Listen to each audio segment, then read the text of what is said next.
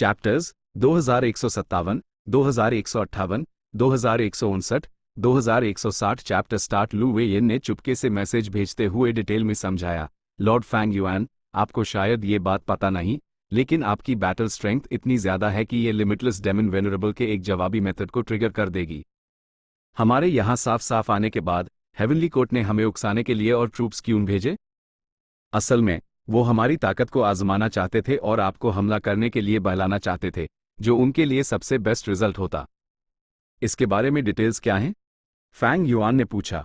लू वेयन ने अजीब तरह से मुस्कुराते हुए कहा, मुझे आपसे एग्जैक्ट सिचुएशन तो नहीं पता, लेकिन मैं जानता हूं कि लिमिटलेस डेमन वेनरेबल ने उस वक्त क्रेज डेमन केव बनाने में बहुत ज्यादा मेहनत की थी। ये सब हेवनली डाओ के बारे में डेरिवेशंस करने के लिए था, ताकि इटर्नल लाइफ का असली रास्ता मिल सके। और अब इतने टाइम के बाद इस अरेंजमेंट का रिजल्ट आने वाला है और उसका फल मिलने वाला है।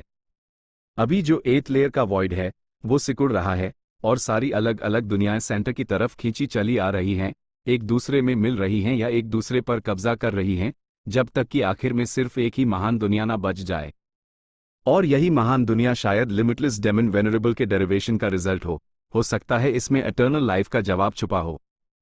अगर हमने अचानक हमला किया और लड़ाई में बड़ा हंगामा खड़ा कर दिया, तो हम क्रेज डेमन केव के आखिरी डेरिवेशन में गड़बड़ कर सकते हैं और लिमिटलेस डेमन वेनरेबल का मेथड हमसे निपटने के लिए तुरंत एक्टिवेट हो जाएगा। इससे हमारी साइड को काफी भारी नुकसान होगा। हेवनली कोर्ट और लॉन्जेविटी हेवन को ये देखकर बहुत खुशी होगी। अगर हम लिमिटलेस डेमन वेनरेबल के मेथड से लड़ते हुए आपस में ही नुकसान उठाते हैं, तो हम उनके लिए कम खतरनाक हो जाएंगे और लिमिटलेस डेमन वेनरेबल का मेथड भी एक्सपोज हो जाएगा, उन्हें उसके बारे में इंफॉर्मेशन मिल जाएगी। फैंग युआन ने सोचा, तो इसका मतलब हम सिर्फ आखिरी महान दुनिया बनने के बाद हाई एक्शन ले सकते हैं? तो फिर हेवनली कोर्ट और लॉन्जेविटी हेवन यहां पहले से आकर अपनी अपनी महान दुनियाओं का चार्ज क्यों ले रहे हैं?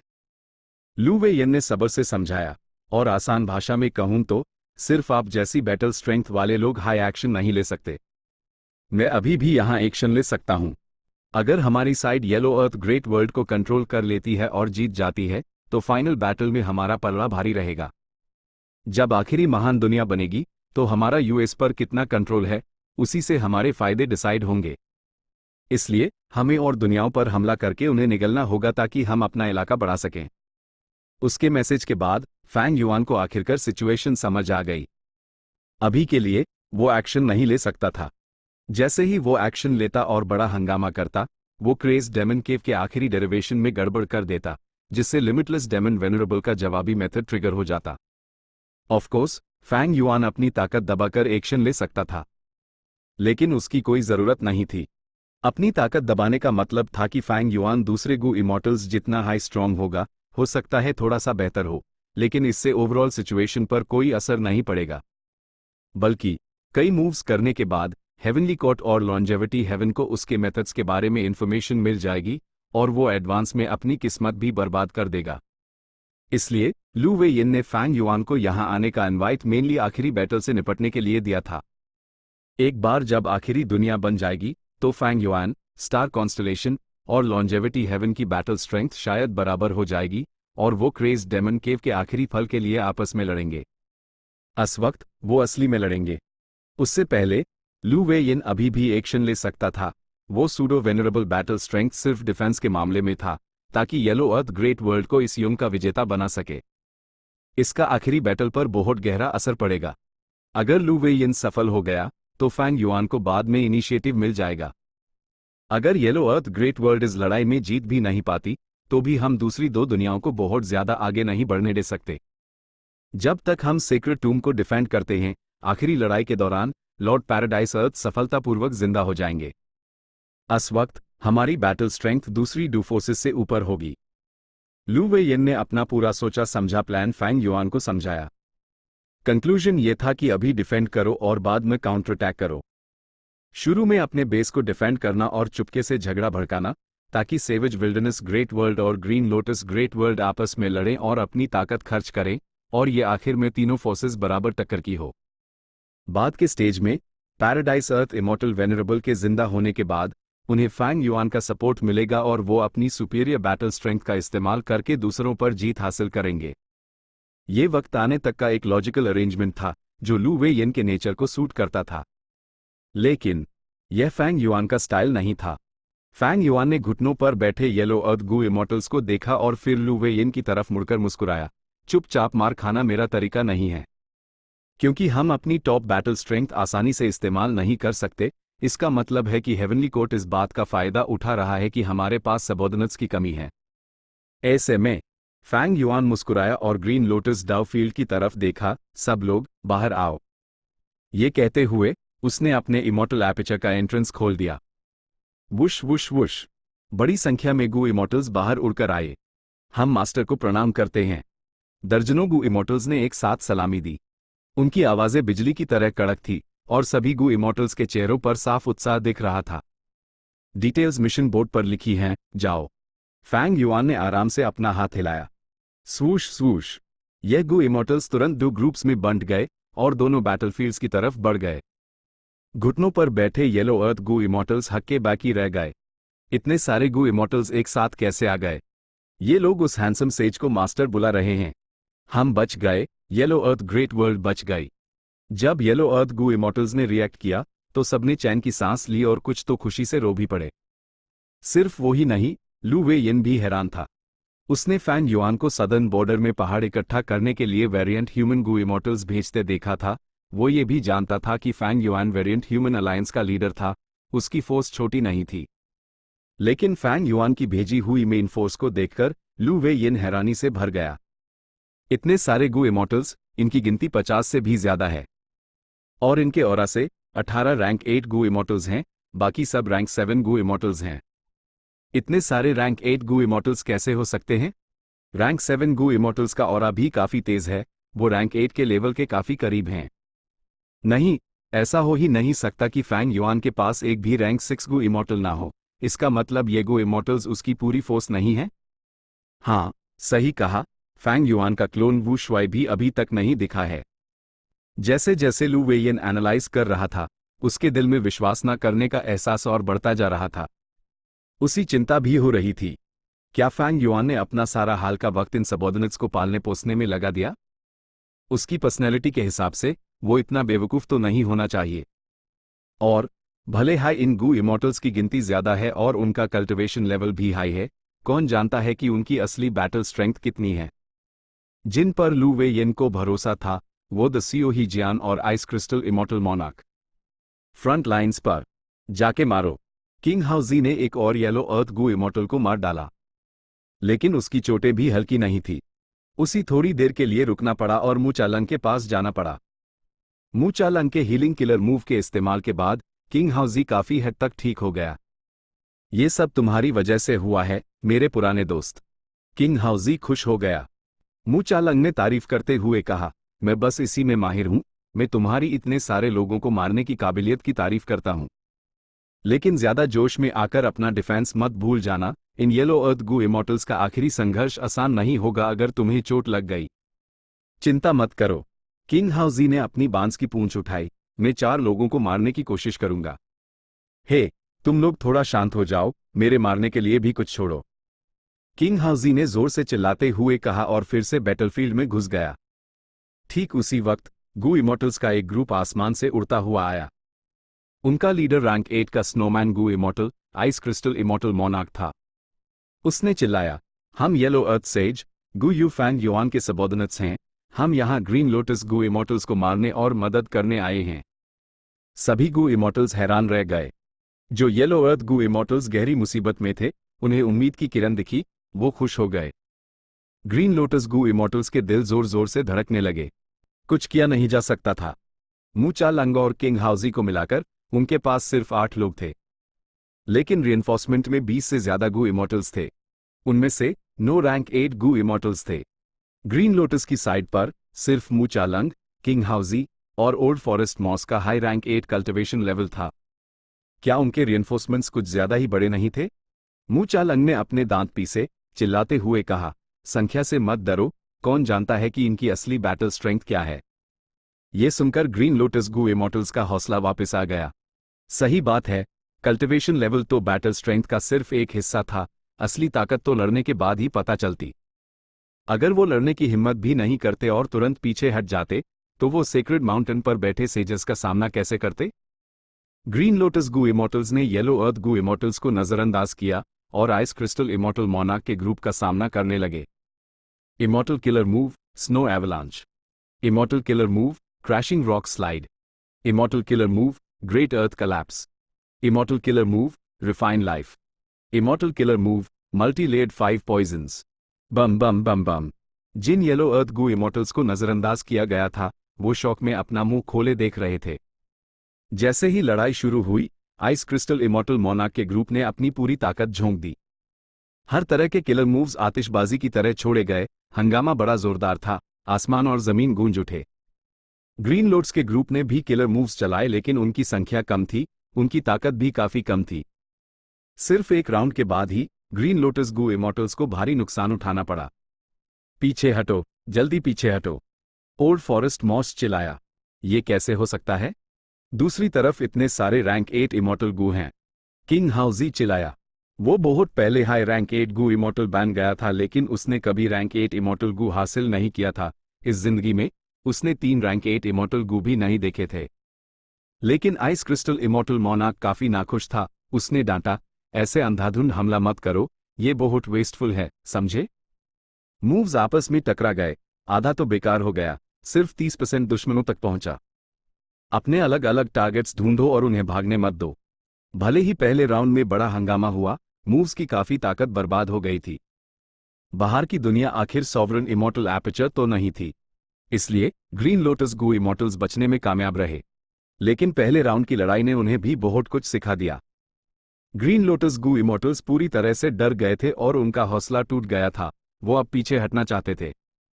लेकिन आइस क्रिस्टल इमोर्टल मोनार्क के ग्रुप के पास संख्या का एडवांटेज था, वो फैल गए और दुश्मनों को घेर लिया। लड़ाई फिर से शुरू हो गई। ग्रीन लोटस गू इमोर्टल्स जल्द हाई बुरी तरह से पीते गए, वो बुरी तरह से जख्मी हो गए। इन गू इमोर्टल्स के पास इमोर्टल गू का अजीब परफेक्ट सेट है। किंग हाउजी चिल्लाया। हम सिर्फ एक चीज पर फोकस कर सकते हैं, लेकिन उन सबके पास बेहतरीन हीलिंग मेथड्स हैं। मूचा लंग ने कड़वाहट से कहा। उनके पास बहुत सारे किलर मूव्स हैं और सभी कमाल के मेथड्स हैं। दूसरे गू इमोर्टल्स चिल्लाए। फैंग युआन का रिफाइनमेंट पाथ अटेनमेंट दुनिया में नंबर 1 था। हेवनली कॉट और लॉन्जेविटी हेवन सिर्फ यूएससीवाई एडमायर हाई कर सकते थे। अलग अलग ग्रोटो हेवन से बड़ी मात्रा में इमोर्टल मटेरियल्स हासिल करने के बाद दूसरी फोर्सेस के मुकाबले फैंग युआन के पास दुनिया में सबसे ज्यादा इमोर्टल गू थे। Immortal Gu unique the immortal Gu सबसे बुनियादी चीज थे। सॉवरन इमोर्टल एपर्चर के गू इमोर्टल्स को इमोर्टल गू मिलने के बाद वो आसानी से उससे जुड़े किलर मूव्स भी एक्सचेंज कर सकते थे। भले ही उन्होंने कुछ डाउ मार्क्स खो दिए, ये फायदे इतने बड़े थे कि डाउ मार्क्स की कमी का नुकसान पूरी तरह से बेकार हो गया था। एक पाल बाद ग्रीन लोटस गू इमोर्टल्स अपनी पूरी ताकत से भागे। सिर्फ 3 रैंक 8 हाई भाग पाए, बाकी सब आइस क्रिस्टल इमोर्टल मोनार्क के ग्रुप द्वारा मार दिए गए। एक बैटलफील्ड किलर मूव के बिना हम गू इमोर्टल्स को एफिशिएंटली नहीं मार सकते। बिंग युआन ने आह भरी। एफिशिएंटली नहीं मार सकते? येलो अर्थ गू इमोर्टल्स ने जमीन पर पड़ी 5 लाशों को देखा, उनके दिल जोर जोर से धड़क रहे थे। बहुत डरपोक, बहुत डरपोक। शी जोंग ने अफसोस से आह भरते हुए कहा, वो सच में भाग गए, वो सभी रैंक 8 के नाम पर एक कलंक हैं। येलो अर्थ गू इमोर्टल्स ने एक दूसरे को देखा और चुपके से मैसेज भेजा, अगर मेरा रैंक 8 कल्टिवेशन लेवल होता तो मैं भी इस सिचुएशन में भाग जाता। सिर्फ इन रिजल्ट्स के साथ हम अपने मास्टर का सामना कैसे करेंगे? आइस क्रिस्टल इमोर्टल मोनार्क ने दांत पीसते हुए एक फैसला किया, पीछा करो, हम उनका पीछा करके उन्हें मार देंगे। येलो अर्थ गू इमोर्टल्स चूक गए, उन्होंने जल्दी से समझाया, सब लोग ज्यादा जोश में मत आओ। अभी भी ग्रीन लोट्स के कुछ रैंक 8 गू इमोर्टल्स हैं, उन्होंने लड़ाई में हिस्सा नहीं लिया। हाँ, हमने ये लड़ाई बड़ी मुश्किल से जीती है, हमें डिफेंस पर ध्यान देना चाहिए। ग्रीन लोटस ग्रेट वर्ल्ड के पास बहुत सारे इमोर्टल गू हाउसेज हैं जिनकी ताकत डरावनी है, उनके रैम्पेज की वजह से बहुत सारे गू इमोर्टल्स मौके पर ही मार दिए गए थे। आइस क्रिस्टल इमोर्टल मोनार्क बिल्कुल भी नहीं हिला, उसने येलो अर्थ गू इमोर्टल्स को बेपरवाही से देखा। हम सगे गू यू फैंग युआन के सबॉर्डिनेट्स हैं, हम सिर्फ उनके ऑर्डर्स मानते हैं। तुम सब यहां रुककर बैटलफील्ड साफ कर सकते हो। चाहे वो इमोर्टल गू हो या इन गिरे हुए गू इमोर्टल्स के immortal apertures, ice crystal immortal monarch के ग्रुप ने कुछ भी नहीं लिया। ये फैंग युआन का ऑर्डर था। यहाँ के गू इमोर्टल्स और इमोर्टल गू लिमिटलेस डेमन वेनरेबल के डेरिवेशन रिजल्ट्स का हिस्सा थे। इन गू इमोर्टल्स को मारने से महान दुनियाओं का फ्यूजन प्रमोट होगा। उसी समय एक दूसरे बैटलफील्ड पर सियो ही जियन और बाकी लोग ही लियू बियाओ और जू ली डू के सामने पहुंच गए। इतने सारे रीइंफोर्समेंट्स, शानदार, हम बच गए। वहां सिर्फ 2 येलो अर्थ गू इमोर्टल्स बचे थे। सावधान, यह दोनों सेवेज विल्डरनेस ग्रेट वर्ल्ड के शक्तिशाली रैंक 8 एक्सपर्ट्स हैं। ये बहुत स्ट्रांग हैं। वो इस चीज में स्पेशल हैं। शोर मत करो। सियो ही जियन ने लीडर के तौर पर चार्ज संभाला। उसने चिल्लाकर येलो अर्थ गू इमोर्टल्स की सलाह को बीच में ही काट दिया। इस मिनिमम गू इमोर्टल की ईद लाल चमक रही थी। उसने पहाड़ जैसे 6 पैरों वाले काले बाघ की तरफ इशारा किया और चिल्लाया, ये बंदा मेरा है। जो भी मुझसे इसके लिए लड़ेगा, मैं उससे लड़ूंगा। रो। हे लियू बियाओ को गुस्सा आ गया। छोटे से कीड़े, तू मरने वाला है। मैं तुझे मार दूंगा। किसी भी गू इमोर्टल ने आज तक मेरे साथ ऐसा बर्ताव नहीं किया। हे लियू बियाओ गस में सियो ही जियान की तरफ लपका। येलो अर्थ गू इमोर्टल्स गहरे डर और शौक में थे। संख्या से सब कुछ तय नहीं होता। जू ली डू भी ठंडी मुस्कान के साथ मुस्कुराया और गू इमोर्टल ग्रुप में घुस गया। बम बम बम बम, आतिशबाजी का एक झुरमुट फटा। यह एक खूबसूरत नजारा था। बम। एक जोरदार आवाज के साथ ही लियू बियाओ जमीन पर जा गिरा, जिससे एक बड़ा और गहरा गड्ढा बन गया। वो अपनी उड़फाड़े देख रहा था, उठने की कोशिश कर रहा था। बूम। सियो ही जियन एक उल्का पिंड की तरह उड़ा, नीचे की तरफ लपका। उसके पीछे 5 से 6 रैंक 8 गू इमोर्टल्स उन्होंने भी हमला किया। बम बम बम बम। जमीन जोर से हिली, धूल के बादल उठे जो सूरज की रोशनी को लगभग ढक रहे थे। एक तेज हवा के झोंके से धूल के बादल छत गए। गड्ढा अब और भी गहरा था। हे लियू बियाओ गड्ढे के नीचे पड़ा था, अपनी आखिरी सांस ले रहा था। उसके 6 बाघ के पंजे थरथरा रहे थे। मैंने तुम लोगों से कहा था कि बीच में मत आना, सियो ही जियान चिल्लाया। किस बेसिस पर? जो इसे मारेगा USEY कंट्रीब्यूशन पॉइंट्स मिलेंगे। दूसरे गू इमोर्टल्स ने जवाब में चिल्लाया। सियो ही जियन ने उंगली घुमाई। हम सब ने हमला किया, तो उसी मारा किसने? ये कौन आखिर तक कह सकता है? आसान है, हम कंट्रीब्यूशन पॉइंट्स बांट सकते हैं। जिसे लाश का सबसे बड़ा हिस्सा मिलेगा, उसी सबसे ज्यादा पॉइंट्स मिलेंगे। ये सुझाव किसने दिया, ये किसी को नहीं पता था। लेकिन अगले हाईपैल रैंक 8 गू इमोर्टल्स गड्ढे में उतर गए और ही लियू बियाओ की लाश को बांटने लगे। टांग मेरी है। HMPH, मुझे सिर्फ पूंछ मिली। पिछवाड़ा वापस दो। सर, ये बाघ का सर, हा, ये मेरा है। रैंक 8 गू इमोर्टल्स जोर जोर से चिल्ला रहे थे, कुछ खुश तो कुछ उदास। जिन्हें शरीर के पर्याप्त हिस्से नहीं मिले, उन्होंने अपनी निगाहें बर्फ के पंखों वाले बाज जू ली डू की तरफ डाली। लेकिन जू ली डू पहले ही मारा जा चुका था। वो ही लियू बियाओ से भी पहले मर गया था। उसका लाश भी गू इमोर्टल्स के बीच पूरी तरह से बन चुका था। येलो अर्थ गू इमोर्टल्स सन्नते में देखते रहे।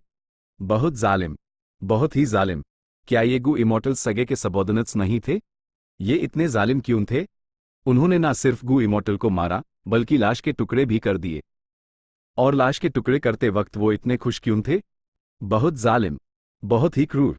येलो अर्थ ग्रेट वर्ल्ड पैराडाइज अर्थ इमोर्टल वेनरेबल ने बनाई थी। उनका आदर्श शांति और सद्भाव से जीना था, जिसमें एकता और प्रेम पर जोर दिया गया था। भले ही येलो अर्थ ग्रेट वर्ल्ड में अपने आंतरिक झगड़े थे, लेकिन मुख्य धारा हमेशा वही रही थी। फैंग युआन के सबॉर्डिनेट्स का ये काम येलो अर्थ ग्रेट वर्ल्ड के बिल्कुल विपरीत था। ये अन येलो अर्थ गू इमोर्टल्स की उम्मीदों से एक बड़ा विपरीत था। कुछ गू इमोर्टल्स बच गए हैं। रैंक 8 गू इमोर्टल्स की एक चमकी। लेकिन अन रैंक 7 गू इमोर्टल्स ने जल्दी से चिल्लाया, यहां आने से पहले ही हमने फैसला कर लिया था कि रैंक 7s हमारे हैं। तुम रैंक 8s ने पहले ही फायदे का बड़ा हिस्सा ले लिया है। क्या तुम्हें हमारे लिए कुछ नहीं छोड़ना चाहिए? रैंक 8 गू इमोर्टल्स ने मुंह बनाया, तो जल्दी करो, टाइम वेस्ट मत करो, वरना हम तुम्हारी मदद करेंगे और कंट्रीब्यूशन पॉइंट्स का एक हिस्सा ले लेंगे। ख्याली पुलाव। रैंक 7 गू इमोर्टल्स ने जल्दी से कोशिश की और एक पाल में सेवेज विल्डरनेस ग्रेट वर्ल्ड के सभी गू इमोर्टल्स को मार डाला। हा, ये गू इमोर्टल्स कितने बेवकूफ हैं, उनमें से कोई भी नहीं भागा। हाँ, मुझे डर था कि हमारे पास बैटलफील्ड किलर मूव नहीं है और हम उन्हें भागने से रोक नहीं पाएंगे। गू इमोर्टल्स गर्मा गर्म बहस करने लगे। दोनों येलो अर्थ गू इमोर्टल्स ने एक दूसरे को देखा, उनके चेहरे पर अजीब भाव थे। सेवेज विल्डरनेस ग्रेट वर्ल्ड के गू इमोर्टल्स लड़ाकू उनकी क्रूरता हमेशा येलो अर्थ ग्रेट वर्ल्ड और ग्रीन लोटस ग्रेट वर्ल्ड के गू इमोर्टल्स को चिंता में डालती थी। सेवेज विल्डरनेस ग्रेट वर्ल्ड के गू इमोर्टल्स मरने तक लड़ते थे लेकिन पीछे नहीं हटते वो बहादुर पागल जो लड़ाई के वक्त अपनी जान की परवाह नहीं करते थे। लेकिन सगे के सबॉर्डिनेट्स की नज़र में वो बेवकूफ़ थे। तुमने कितना लूटा?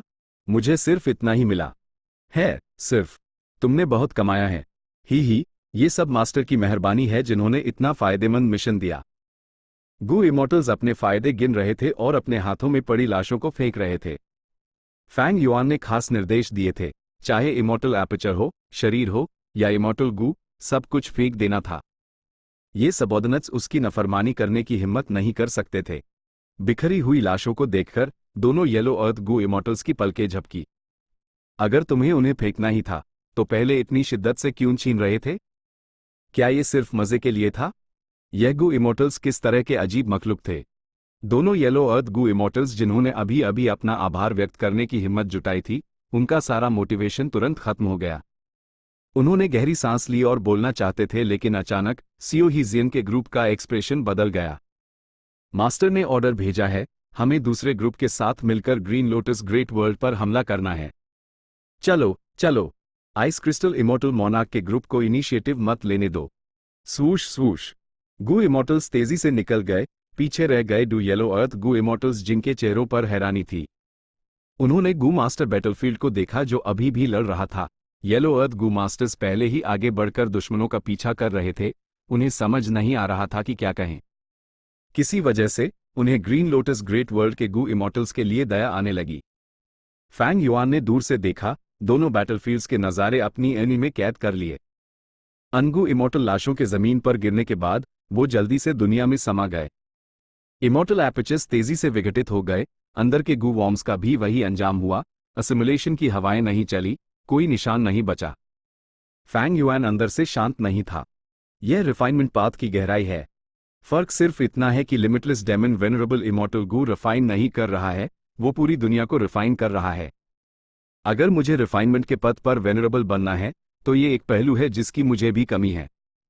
अपने आखिरी सालों में लिमिटलेस डेमन वेनरेबल फेट से आज़ाद होना चाहता था और अमर जीवन पाने का तरीका हासिल करना चाहता था, लेकिन उससे उस समय के हेवनली कोर्ट से कोई जवाब नहीं मिला। इसलिए उसने क्रेज डेमन केव बनाया। उसने अपने तरीके से अमर जीवन का मेथड डिराइव करने का फैसला किया। आखिरकार फेट गू उस समय भी था, पूरी तरह से सही सलामत।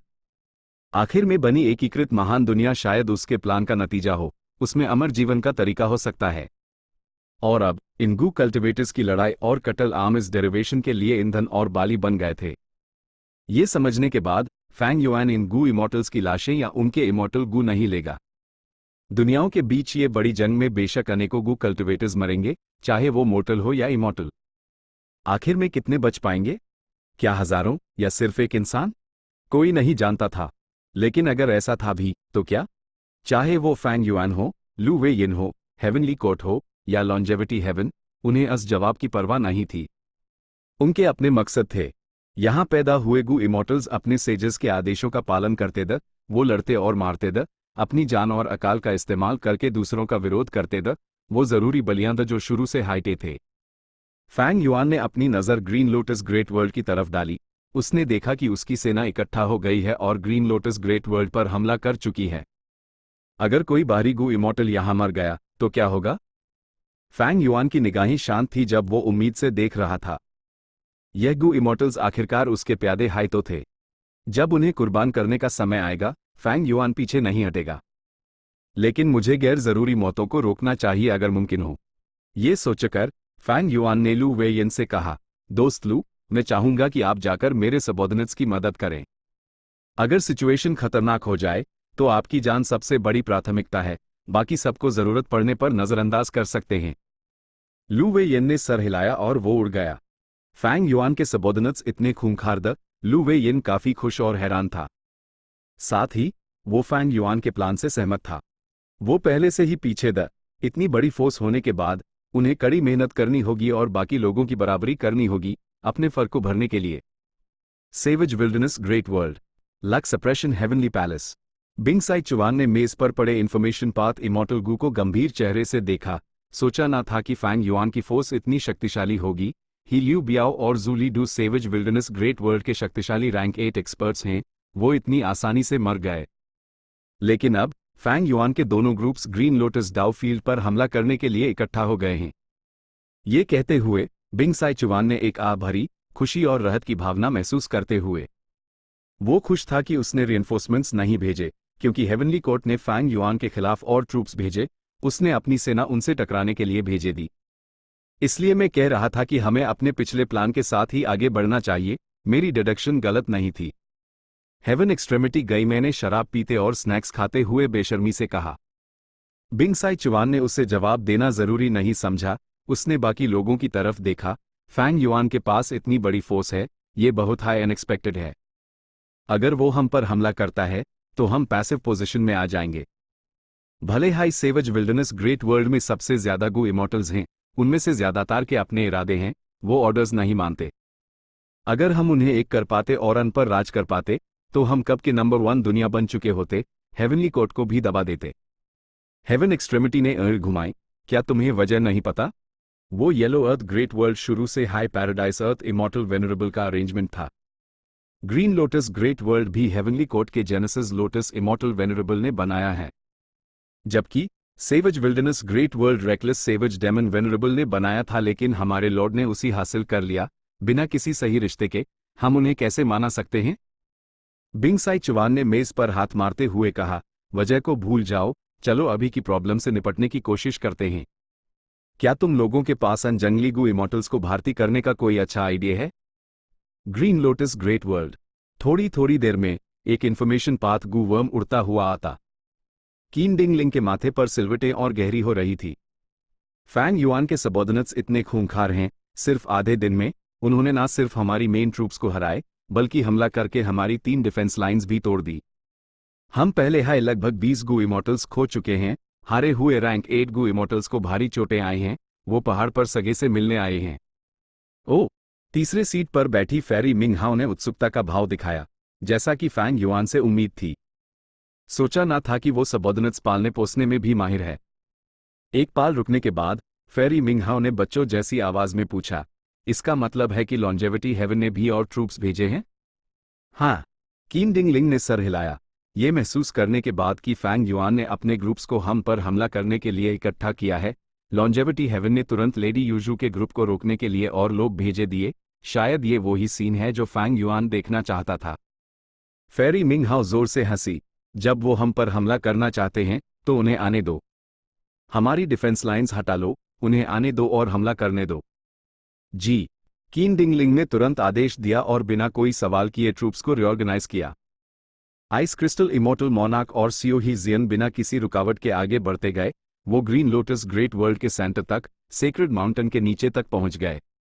पहाड़ को देखकर उन्होंने देखा कि उसका रूप अजीब था। पूरा पहाड़ काले और सफेद रंग का था। सारे पहाड़ के पत्थर ऐसे लग रहे थे जैसे उन्हें काली लाइन से बनाया गया हो और सफेद कागज के टुकड़ों से भरा गया हो। पहाड़ पर मौजूद सभी जीव जंतु भी बदल गए थे। वो सब सफेद कागज के लोग थे जिन्हें काली लाइन से बनाया गया था। एक छोटा सा सफेद कागज का इंसान पहाड़ से नीचे उड़ा। सेक्रेड माउंटेन के इलाके से निकलने के बाद वो फिर से हड्डी मांस में बदल गई, एक प्यारी और मासूम लड़की की तरह दिख रही थी। सियो ही जियन और आइस क्रिस्टल इमॉर्टल मोनार्क ने एक दूसरे को देखा। उन्हें लगा कि सिचुएशन आसान नहीं है। उनके सफर का आखिरी हिस्सा बिना किसी रुकावट के था, जिससे वो पहले से ही बेचैन थे। और दुश्मन के हेडक्वार्टर्स पहुंचने के बाद उन्होंने सिर्फ एक रैंक 8 गु इमॉर्टल को भेजा। यह हेवनली कोर्ट था। वो कितने भी कमजोर हो गए हों, उनके पास कम से कम वो रैंक 8 गु इमॉर्टल्स तो जो पहले भाग गए थे, है ना? उन्होंने एक छोटी लड़की को क्यों भेजा? भले high ice crystal immortal monarch और सियो ही जियन का जोश उफान पर था, वो अंदर से पहले ही बेचैन हो रहे थे। ये सेना मुख्य रूप से 2 आसमानों के ग्रोटो हेवन्स के लोगों से बनी थी। उन्होंने अपनी ज्यादातर जिंदगी ग्रोटो हेवन में छुपकर डर और खौफ में बिताई थी, इस डर से कि 5 रीजन्स के इंसान उन्हें ढूंढ ना लें। अगर फैंग युआन के पास ऐसी दानव जैसी शक्ति ना होती जो उन्हें दबाती, और उनकी ताकत और कॉन्फिडेंस में इन कुछ लड़ाइयों के दौरान इतनी बढ़ोतरी ना होती, तो वो अपनी पिछली हालत में इतनी शिद्दत से हमला करने की हिम्मत नहीं करते। ए फ्लैट, हम क्या करें?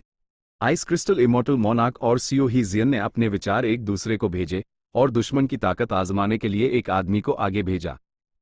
यह गु इमॉर्टल के शिन होंग था। वो पॉइजन पाथ कल्टिवेट करता था और मशरूम मान गु इमॉर्टल्स का सबसे शक्तिशाली एक्सपर्ट था। आइस क्रिस्टल इमॉर्टल मोनार्क और सीओ ही जियन ने अपने खुद के मेंबर्स को नहीं चुना, उन्होंने उसके बजाय उसी चुना। आखिरकार मशरूम में आखिरी ग्रुप द जो फैंग युआन के साथ जुड़े वो अभी के मेजर फैक्शंस में शामिल नहीं हुए थे। इसलिए सीनियर्स होने के नाते आइस क्रिस्टल इमॉर्टल मोनार्क और सीओ ही जियन ने मिलकर उन्हें टारगेट किया। और सच कहूं तो हाल ही में बहुत से लोग के शिनहोंग से जल रहे थे। उसी सबसे ज्यादा एनवॉय मिशंस माइल्ड, वो लगभग इन मिशंस का अकेला फायदा उठाने वाला था जो सिर्फ बात करके बड़े रिवॉर्ड्स दिला सकते थे। बहुत से गू इमोर्टल्स जल रहे थे। के शिनहोंग ने गहरी सांस ली, आगे बढ़ा और फेरी मिंग हाउ का सामना किया। उसकी इन में चमक थी, उसके अंदर लड़ने का जज्बा उफान पर था। एक तरफ कई एनवॉय मिशंस के बाद उसने बाकी लोगों से काफी दुश्मनी मोल ली थी, उसी लड़ाई के जरिए खुद को साबित करना था। दूसरी तरफ वो इस मौके का इस्तेमाल एक बड़ा योगदान देने के लिए करना चाहता था, ताकि यह सुनिश्चित कर सके कि मशरूमन ट्राइब फैंग युआन के सबॉर्डिनेट फोर्स में नंबर 1 फैक्शन बने और वो भविष्य में अपने काबिले के लोगों की रक्षा कर सकेगा। हमारी मशरूमन ट्राइब मास्टर से सबसे आखिर में जुड़ी है, इसलिए सीनियर्स मेंबर्स द्वारा हमें अलग थलग किया जाना स्वाभाविक है। भले ही हम आइस क्रिस्टल इमॉर्टल मोनार्क और सीओ ही जियन के साथ अच्छे रिश्ते बनाना चाहते हैं, लेकिन लगता है कि मास्टर ऐसा नहीं चाहते। मास्टर ने मुझे बार बार एनवॉय मिशंस क्यों दिए? हो सकता है उन्होंने शुरू में ऐसा प्लान ना किया हो, लेकिन जैसे जैसे समय बीतता गया उनके इरादे और गहरे होते गए। मास्टर के अंदर कुल 2 फैक्शंस हैं, वो हैं वेरिएंट ह्यूमंस और ह्यूमंस।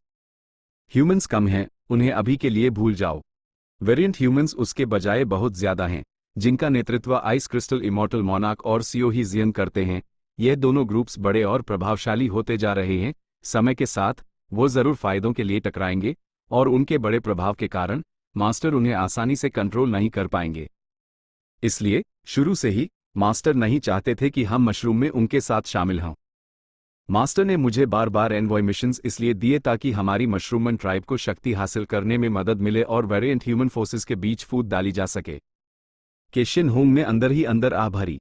वो जितना लंबा समय फैंग युआन के साथ जुड़ा, उतना ही उसी फैंग युआन की अगाध गहरी साजिशों, साथ ही उसके अनुभवी राजनीतिक कौशल और तरीकों का एहसास हुआ। के शिनहोंग ने पहले ही उम्मीद कर ली थी कि आइस क्रिस्टल इमॉर्टल मोनार्क और सीओ ही जियन ऐसी स्थितियों में उसी अलग थलग करेंगे। उसने अपने मन को शांत किया और अपने सभी बिखरे हुए विचारों को इकट्ठा किया। उसने अपनी हिम्मत जुटाई और उस जवान लड़की को देखा, अपने हाथ जोड़कर, मैं के शिनहोंग हूं, मैं आपसे पॉइंटर्स एक्सचेंज करना चाहूंगा।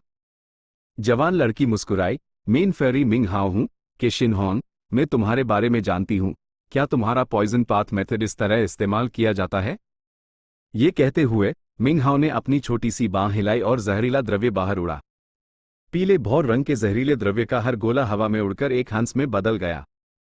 जल्द ही जहरीले हंसों की एक सेना आसमान में नाचने लगी, लगातार अपनी फॉर्मेशन बदलती हुई। के शिनहोंग अंदर से हिल गया। ये तो मेरा खास बनाया हुआ मेथड है, वो इसे कैसे इस्तेमाल कर सकती है? क्या वो भी एक पॉइजन पाथ गू इमॉर्टल है? लेकिन वो मेरा यूनिक मेथड कैसे इस्तेमाल कर सकती है? के शिनहोंग ने अपने मन को स्थिर किया। फेरी मिंग हाउ, ये एक कमाल का मेथड है, लेकिन इस मूव का एक वेरिएशन मूव है, देखो। ये कहते हुए के शिनहोंग ने वही पॉइजन पाथ किलर मूव इस्तेमाल किया। हंसों के बनने के बाद वो चिल्लाए और जहां भी उनकी आवाज पहुंची वहां जहर फैल गया। मिंग हाउ की ऊर्जा चमक उठी, उसने अपने जहरीले हंसों को उनसे लड़ने के लिए भेजा और ध्यान से देखने लगी। कुछ सांसों के बाद वो मुस्कुराई और हंसी, तो ऐसी बात है, देखो, क्या ये मूव इस तरह काम करता है? ये कहते हुए उसने के शिनहोंग का वेरिएशन मूव एक्टिवेट किया और अपने हंसों के ग्रुप को भी चिल्लाने पर मजबूर कर दिया। क्या? इस बार ना सिर्फ के शिनहोंग हैरान था, बल्कि बाकी सबॉर्डिनेट्स भी हिल गए थे। आइस क्रिस्टल इमॉर्टल मोनार्क और सीओ ही जियन ने मन ही मन सोचा, यह इमॉर्टल बहुत अजीब है, वो दूसरे लोगों के किलर मूव्स की नकल कर सकती है, लेकिन उसके पास सिर्फ रैंक 8 कल्टिवेशन लेवल है। हमारी सेना बड़ी है, हम एक आदमी से कैसे हार मान सकते हैं? दोनों के विचार एक जैसे थे। उन्होंने तुरंत आदेश दिया और दूसरे इमॉर्टल्स को मिंग हाउ के आसपास से होकर उसके पीछे सेक्रेड माउंटेन पर हमला करने के लिए ले गए। फेरी मिंग हाउ ने आ भरी, ओ तुम लोग, क्या तुम साथ नहीं दे सकते? तुम्हें इतनी जल्दी क्यों है? ये कहते हुए उसका ऑरा बढ़ गया और वो अपने पीछे सेक्रेड माउंटेन के साथ रेजोनेट करने लगी। इसके बाद काली लाइंस और सफेद कागज से बने सेक्रेड माउंटेन से गहरे प्रकाश की किरणें निकली जिसमें अनेकों किलर मूव्स उड़ रहे थे।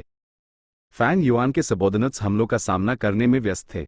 बम बम बम। किलर मूव्स की एक तेज टक्कर के बाद फैंग युआन के सबोर्डिनेट्स के सभी हमले बेकार हो गए। आइस क्रिस्टल, इमॉर्टल मोनार्क और सियो ही ज़ेन के चेहरे पर हैरानी के भाव थे। ये कैसा किलर मूव है? ये असल में हमारे द्वारा इस्तेमाल किए गए सभी किलर मूव्स की नकल कर सकता है। ये पहाड़ नॉर्मल नहीं है, ये सिर्फ एक मशहूर पहाड़ नहीं है, ये स्वर्ग और पृथ्वी का एक अलग थलग डोमेन है। क्या ये लेस देन ग्रेटर देन में रिकॉर्ड किया गया लेजेंडरी बुक माउंटेन है? फेरी मिंग हाओ हंसी। ये किलर मूव मैंने आराम से बनाया है। ये ह्यूमिलिटी गु को कोर के रूप में इस्तेमाल करता है। इसका नाम हम्बल रेसिप्रिकेशन है। यह मूव बुक माउंटेन पर रिकॉर्ड की गई जानकारी का इस्तेमाल करके आपके द्वारा इस्तेमाल किए गए किलर मूव्स को डिड्यूस और अनलीश कर सकता है। आपका हर किलर मूव मेरे लिए एक तोहफा है। बहुत बहुत शुक्रिया। क्या ये सच में बुक माउंटेन है? हम्बल रेसिप्रिकेशन? ये तो साफ साफ एक ह्यूमन पाथ किलर मूव है। फैंग युआन के सबोर्डिनेट्स अंदर से हिल गए थे। उन्होंने फिर से हमला किया, लेकिन फेरी मिंग हाओ ने फिर से हम्बल रेसिप्रिकेशन किलर मूव इस्तेमाल किया, उनके सभी हमलों से निपट लिया। फैंग युआन के पास बहुत से सबोर्डिनेट्स थे, लेकिन उन सबको एक ही आदमी ने रोक रखा था। मास्टर अक्सर मुझसे कहते थे कि अदला बदली ना करना ये शिष्टाचार है। इतने सारे तोहफे मिलने के बाद मुझे भी तो कुछ वापस करना चाहिए। ये लो। फेरी मिंग हाओ ने अपने हमलों की तीव्रता बढ़ा दी। हमले लहरों में आ रहे थे, उन्हें रोकना मुश्किल था। आइस क्रिस्टल, इमॉर्टल मोनार्क और सियो ही ज़ेन को अपनी पूरी ताकत से डिफेंड और पीछे हटना पड़ा। जरूरत के वक्त एक गदले पीले रंग की रोशनी निकली और ज्यादातर हमलों को रोक दिया, जिससे फैंग युआन के सबोर्डिनेट्स को अपने पैर जमाने में मदद मिली। यह लू वे यन था जिसने मदद की थी। फेरी मिंग हाओ ने अपनी नजर डाली और मुस्कुराई। तुम इस पीढ़ी के पैराडाइज अर्थ के उत्तराधिकारी हो। आखिरकार तुम सामने आ ही गए। लू वे यन ने गहरी चिंता से माथा सिकोड़ा। फेरी मिंग हाओ को झुकर प्रणाम किया। फेरी मिंग हाओ को प्रणाम। मैं जानना चाहता हूं कि आपका स्टार कॉन्स्टलेशन इमॉर्टल वेनरेबल से क्या रिश्ता है? फेरी मिंग हाओ ने शरारत से औंध मारी। अंदाजा लगाओ। ये कहते हुए उसने अपनी छोटी सी उंगली बढ़ाई और लू वे यन की तरफ इशारा किया। बूम! एक 5 कोण वाला सितारा तेज गति से निकला। जैसे ही वो एक्टिवेट हुआ, वो लू वे यन के सामने पहुंच गया। लू वे यन का चेहरा नहीं बदला, ना ही वो हिला। सितारा उसके सामने पहुंचा और एक पीली रोशनी की दीवार से रुक गया और शून्य में बदल गया। लू वे यन को इससे कुछ महसूस हुआ और उसने अपनी भुएं उठाई, अजीब ढंग से कहते हुए, कैफ्री विजडम हार्ट, तुम काफी समझदार हो। फेरी मिंग हाओ मुस्कुराई। स्वूश स्वूश स्वूश। उसके चारों तरफ सितारे लू वे यन की तरफ लगातार निकलने लगे। लू वे यन हमले के खिलाफ ऊपर उड़ा और लड़ाई में शामिल हो गया। शुरू में वो फेरी मिंग हाओ के साथ बराबरी से लड़ पा रहा था, लेकिन जल्द ही वो दबने लगा। फेरी मिंग हाओ अपने दुश्मन पर हमला करने के लिए सिर्फ उड़ते हुए सितारों का इस्तेमाल कर रही थी। शुरू में उसने उड़ते हुए सितारे एक एक करके छोड़े, लेकिन जल्द ही वो 3, 5 या यहां तक कि 10 के ग्रुप में निकलने लगे। उसके उड़ते हुए सितारों की शक्ति नहीं बढ़ी, लेकिन जब वो लू वे यन पर गिरे तो यूएस पर दबाव बढ़ गया। ये उड़ते हुए सितारे बहुत गहरे हैं। ये एक अनंत कंसेक्यूटिव मूव लगता है। समय के साथ मुझ पर दबाव बढ़ता ही जाएगा।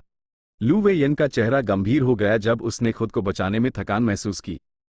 दोनों पक्षों ने सिर्फ कुछ देर लड़ाई की। लू वे यन को लड़ते हुए पीछे हटना पड़ा। फेरी मिंग हाओ का पूरा कंट्रोल था। हर बार जब वो अपना हाथ हिलाती, टूटे हुए सितारों का एक बड़ा बादल निकलता। हर बार जब सितारे निकलते, उनकी संख्या बढ़ जाती। वो पहले ही 100 से ज्यादा हो चुके थे। सितारों की रोशनी चमक रही थी जब वो हवा में घूम रहे थे। हवा के चीरने की आवाज लगातार आ रही थी। ये एक चौंधिया देने वाला नजारा था।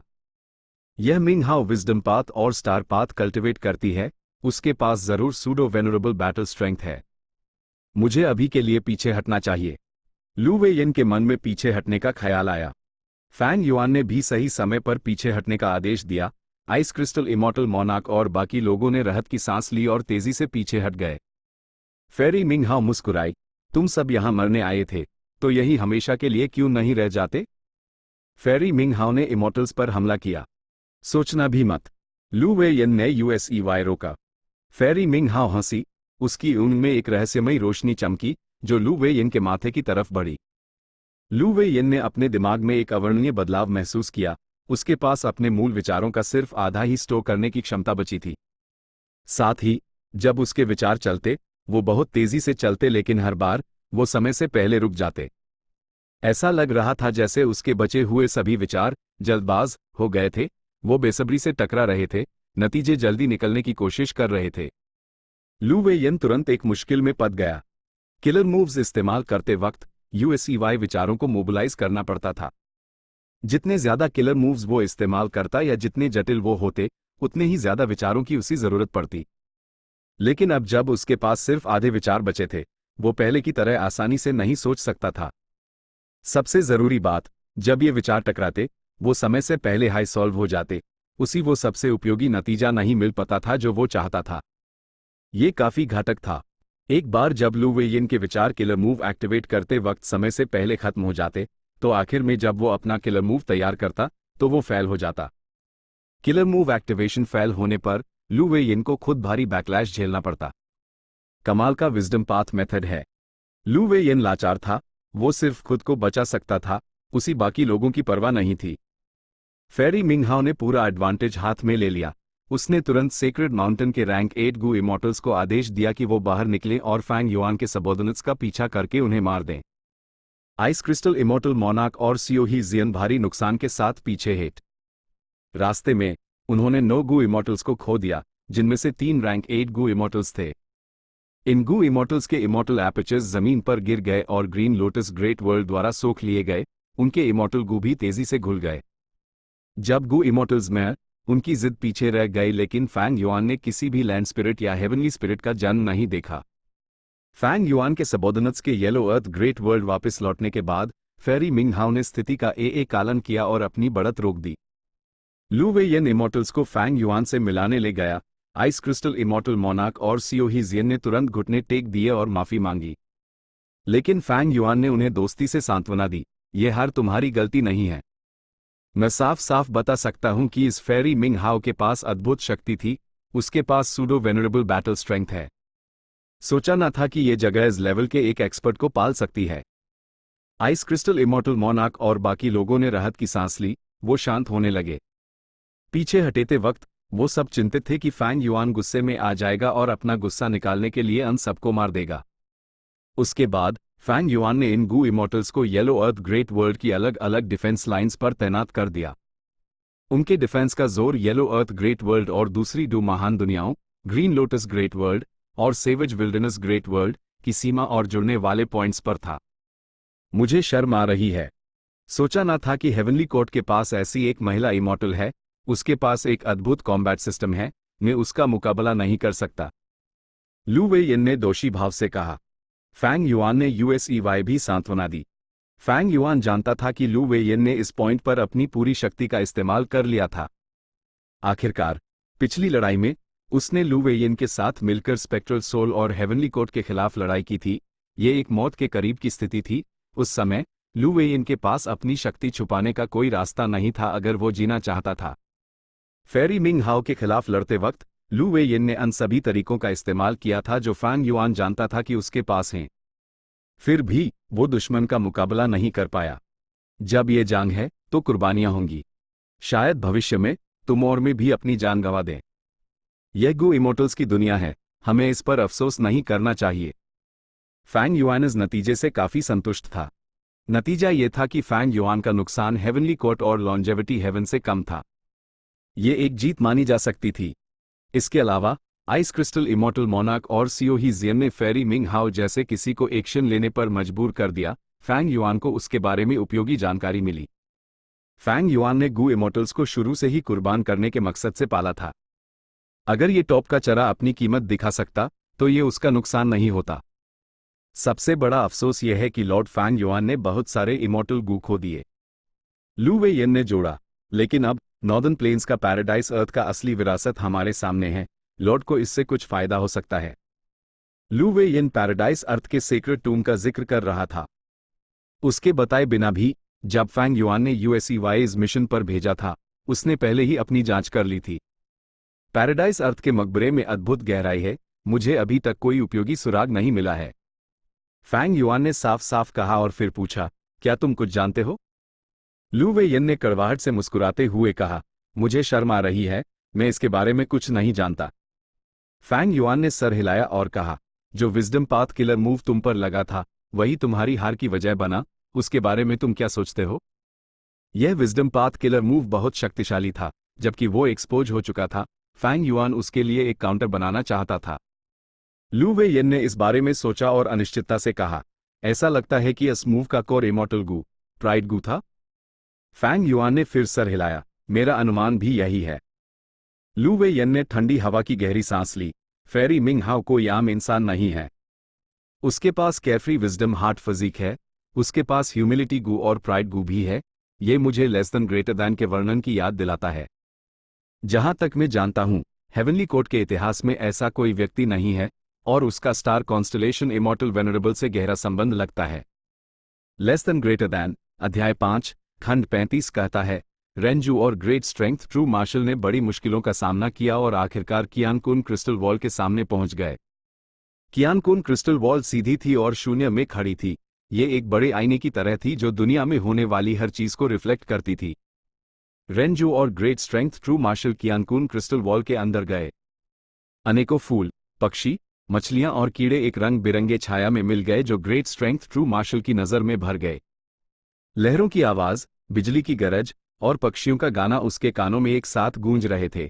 उसकी जीभ पर एक ताजा, मीठा, उत्तेजक, मसालेदार स्वाद नाच रहा था। कभी कभी उसी लगता कि वो एक खड़ी पहाड़ी रास्ते पर चल रहा है, कभी लगता कि वो लहरों में तैर रहा है, और कभी लगता जैसे वो एक ऊंचाई से गिर रहा है। पिता, पिता, आप कहाँ हैं? ग्रेट स्ट्रेंथ ट्रू मार्शल ने चिल्लाया। लेकिन रेंजू ग्रेट स्ट्रेंथ ट्रू मार्शल को सुन नहीं सका, वो ग्रेट स्ट्रेंथ ट्रू मार्शल को देख नहीं सका। उसकी नज़र में सफ़ेद रंग भर गया था, वो अनंत और विशाल था। ओ बेटे, तुम कहाँ हो? रेंजू दौड़ा, ग्रेट स्ट्रेंथ ट्रू मार्शल को ढूंढना चाहता था। रेंजू दौड़ता रहा और दौड़ता रहा। एक लंबे समय के बाद उसने अपनी नज़र में सबसे दूर एक काला बिंदु देखा। शुरू में उसी खुशी हुई और सोचा कि वो ग्रेट स्ट्रेंथ ट्रू मार्शल है। लेकिन जब वो काले बिंदु के पास पहुंचा तो उसने पाया कि वो असल में एक विशाल पहाड़ था। ये पहाड़ बहुत खास था। पहाड़ के पत्थर और वनस्पति सफेद कागज से बने थे, झरने और नदियां काली स्याही से बनी थी। यह बुक माउंटेन था। बुक माउंटेन के दामन में एक गांव था जिसमें बहुत से इंकमैन रहते थे। रेंजू गांव में गया, जिससे एक बड़ा हंगामा मच गया। ये सच में एक दुर्लभ नज़ारा है, इंकमैन बोला।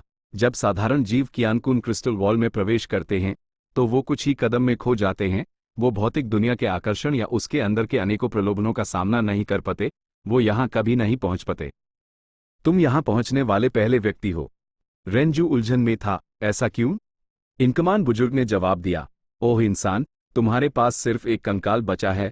तुम देख, सन, चक, सूंघ या छू नहीं सकते।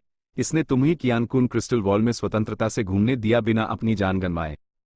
कियान कुन क्रिस्टल वॉल तब से अस्तित्व में थी जब दुनिया पहली बार बनी थी। ये हर किसी और हर चीज को रिफ्लेक्ट करती थी।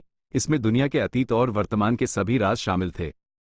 एक बार जब कोई व्यक्ति इसमें प्रवेश करता तो उसी अनंत सूचनाओं की बौछार का सामना करना पड़ता। कुछ समय बाद वो सूचना के ओवरलोड से मर जाते। रेंजू ने यह सुनने के बाद यूएसईवाई ग्रेट स्ट्रेंथ ट्रू मार्शल के लिए बहुत चिंता हुई। उसने इंकमान बुजुर्ग से जीने का तरीका पूछा, इसलिए बुजुर्ग रेंजू को पहाड़ पर चढ़ने ले गया।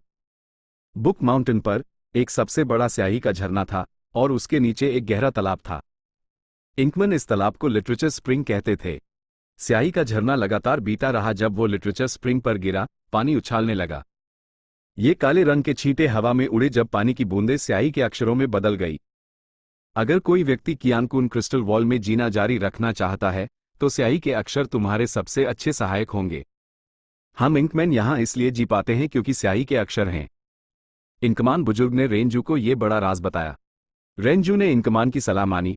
उसने बहुत सारे स्याही के अक्षर इकट्ठा किए और पहाड़ छोड़ दिया। हर बार जब वो कुछ दूर चलता, वो संदर्भ बिंदु के रूप में कुछ स्याही के अक्षर पीछे छोड़ देता। सफेदी की इस विशाल दुनिया में काले रंग के स्याही के अक्षर बहुत साफ दिखने लगे। भले ही स्याही के अक्षर समय के साथ फीके पड़ जाते, उनका इस्तेमाल करके रेंजू अब गैर जरूरी रास्तों पर नहीं चला। उसने आखिरकार ग्रेट स्ट्रेंथ ट्रू मार्शल को ढूंढ लिया। ग्रेट स्ट्रेंथ ट्रू मार्शल ने रेंजू के स्याही के अक्षर प्राप्त किए। हर कदम पर वो कुछ स्याही के अक्षर पीछे छोड़ देता।